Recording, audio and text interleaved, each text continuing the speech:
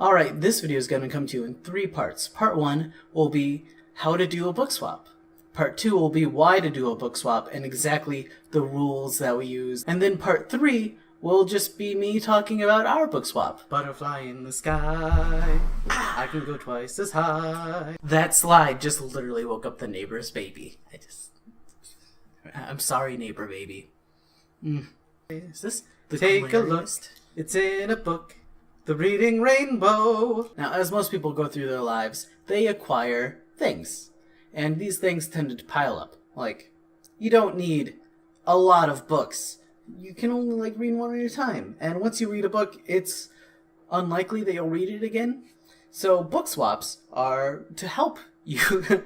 So book swaps are to keep it from, instead of selling it to someone or donating it to the library, you can just swap with your friends or friends of friends in order to get interesting books, and hopefully more directed books that you're more likely to like. So probably the most important thing for me to learn is to have an attitude of just getting rid of some older books and getting some new books. And it's all about everybody getting new books to read. A lot of my friends are nerds and gamers and tabletop kind of people where they're going to want to hoard stuff. And that's one thing I learned just running the book swap is to kind of get rid of that mentality.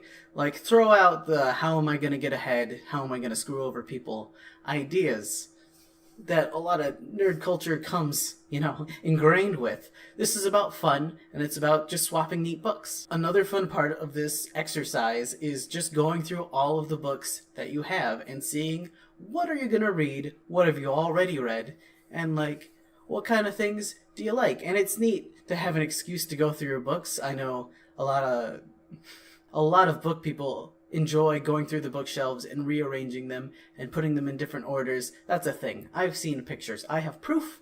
I don't have proof. I can find proof if I wanted to.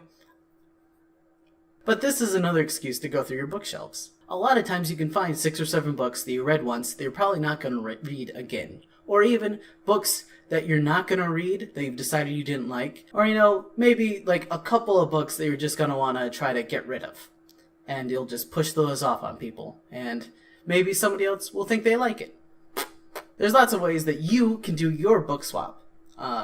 Probably you could just make up a fun game off the top of your head. What we did is we took our books and we put 2 sticky notes on them. The first sticky note was a brief description of the book, what we liked about it, what we didn't like about it, if we read through it, just our reasons for bringing the book and why we think someone else would like it or enjoy it. And the second sticky note was for people to make an initial on, or a tally mark. First we're going to do tally marks, but the tally mark came with a couple complications. If you went through the tables a few times, you might not remember what you tallied and what you didn't tally. So we turned it to an initial. That way also, you and your significant other, if you bring them too, don't have to be fighting over the same book. The way I see it, my significant other has a book, that's my book too. Once everyone had a fair chance to go through all of the books and passed around a while, all the books that were not contested, that only had one initial on them, were given to the person. So if a book only had one name, then that book just went right through there. And we did a fun thing where the hostess of the party went through and talked about every book as they handed it out to people. And that was really neat. Everyone could enjoy it. Other people that read the book can talk about how much they liked it and how much they think the person will enjoy it. That was great. Phase 3 was what we did, the game, the auction. So there's probably a couple different ways you can decide who gets what book, including if you didn't want to go for an auction took a bit more time. You could even, if there's an even number of books to there as people, everyone could just decide what book goes to what person. We did it through an auction, so everyone had roughly 2,000 points, and they could use those points to bid on a book. You might see something of a bit of an unfair thing. If somebody brought 20 books and everyone else brought 1 book, that person might not think it's fair that everyone has the same number of points and it's pretty much just picking out their books. But that is the spirit of the book swap. It may behoove of the host to have some extra books on hand to liven up the pot, just in case. I know I did. So when it came for the auction, we did it similarly to when we handed out books, only when we introduced the book and talked about what was in it, we then said, but this is up for auction. And we started at 100 points, and the maximum is 2,000 points. That means somebody really wants it. There was one stalemate where 2 people absolutely wanted a book and had 2,000 points. So we set that one aside and we came back to it later, and we auctioned off the rest of the books. And by then, one of the people had gotten another book, so the other person had more points. And that stalemate was resolved. Another pro tip recommendation for bringing books to a book swap: just about any library sells books that are donated to them, and usually they can be for rather cheap. So you can get maybe 5 or dozen romance novels for like $1. But if you do that, I'd recommend going for the books with really silly titles or really trashy descriptions, just so that they have some kind of value to the overall party. And if it's a bunch of dudes that's going to be there, I'd say skip the romance novels, like, completely. For the final phase of our book swap, we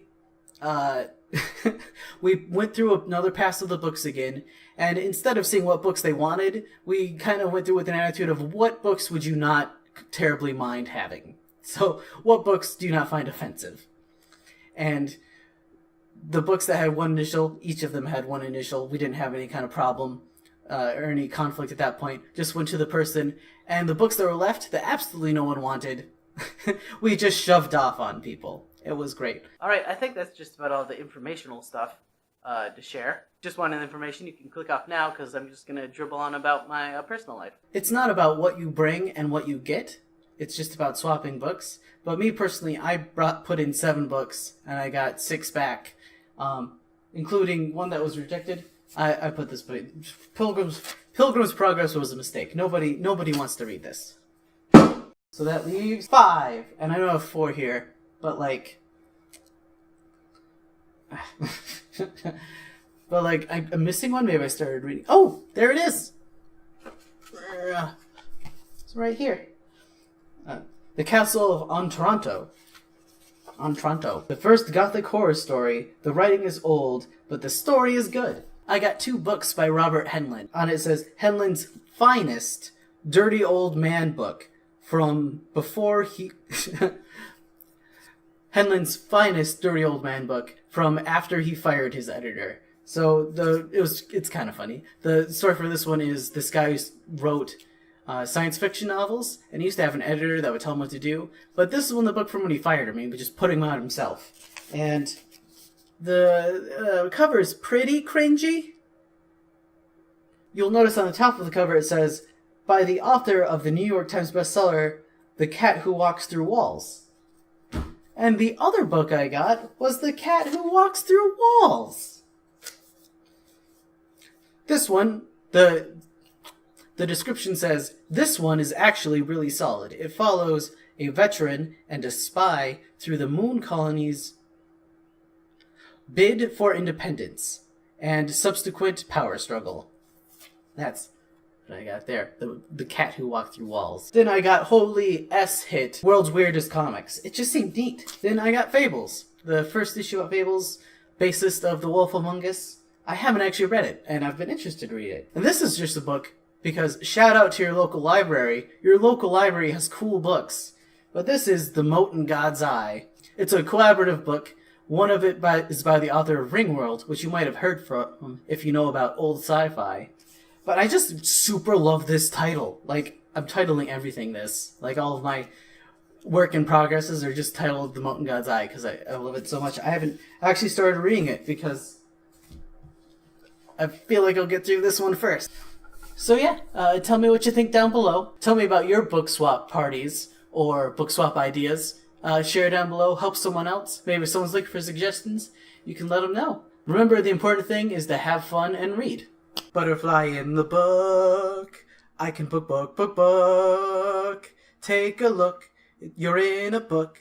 Pilgrim's Progress was an offensive book that got shoved off back to me. That's fine. If anyone wants my copy of Pilgrim's Progress, it's lightly thrown, and if you know me in real life, I'll give it to you.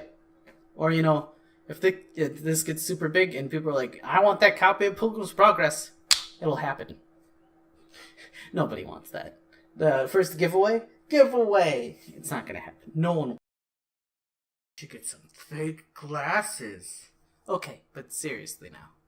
Maybe I should put this like here. Because I know I'm not gonna be the clearest. I'm not gonna be able to talk to you. Once everyone had a fair chance to go through all the books and passed around a lot. The second important thing is to like and subscribe. maybe watch one of these other videos if you don't want to make a comment right now. That's okay. I still love you. Butterfly in a book.